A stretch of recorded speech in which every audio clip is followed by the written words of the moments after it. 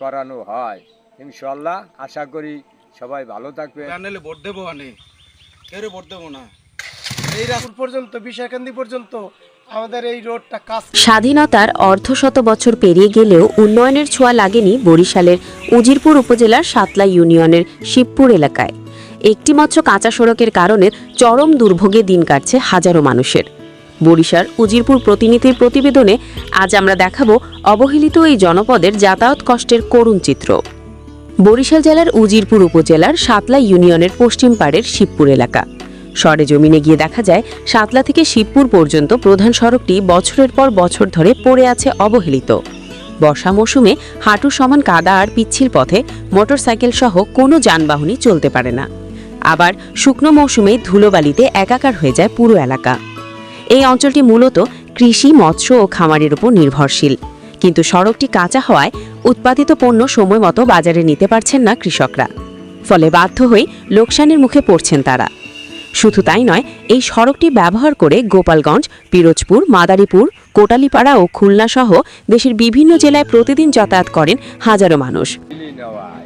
কোনো কাজকর্ম আইসেও না। উজিরপুর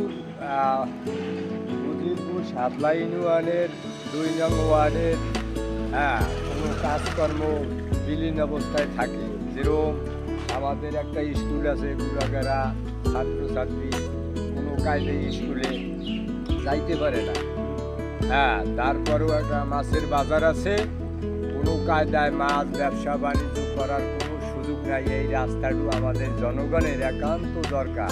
অথচ গুরুত্বপূর্ণ এই পথটি এখন যেন এলাকাবাসীর জন্য এক মরণ ফাঁদ। আমাদের জনগণের একান্ত দরকার।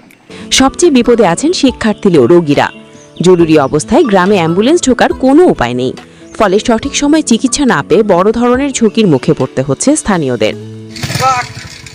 এই রাস্তা আমরা কতদিন আর ভোগবো? আমরা এই রাস্তায় জন্মের পরিস্থিতি দেখতে আছি। এই রাস্তা এরকম, এই রাস্তা বদলায়ও না, এরকমই রয়েছে। এরকমই আমাকে যাইতে হবে। যত এমপি, যত চেয়ারম্যান এই দেশে হয়, খালি ভোট দেওয়ার সময় আইসে এছাড়া কিছু কোনো রাস্তার কাজ করে না। এলাকাবাসীর অভিযোগ, বারবার জনপ্রতিনিধিদের জানালেও মেলেনি কোনো সমাধান। সাতলার এই অবহেলিত জনপদকে মূলধারার সাথে যুক্ত করতে সড়কটি দ্রুত পাকা করা এখন সময়ের দাবি। আমাদের এই রোড দিয়ে অনেক জনগণ যাতায়াত করে, অনেক স্কুলের ছাত্রছাত্রী আছে, যাতায়াতে খুব সমস্যা হয়। কেন বৃষ্টি হইলে ভার রাস্তায় কাদা হয়ে গেছে, দেখতেই পান। আমাদের খুব কষ্ট হয় গাড়ি নিয়ে বেরোইতে। সংশ্লিষ্ট কর্তৃপক্ষের সুদৃষ্টি আর দ্রুত পদক্ষেপই পারে এই হাজারো মানুষের দীর্ঘদিনের দীর্ঘশ্বাস মুছিয়ে দিতে।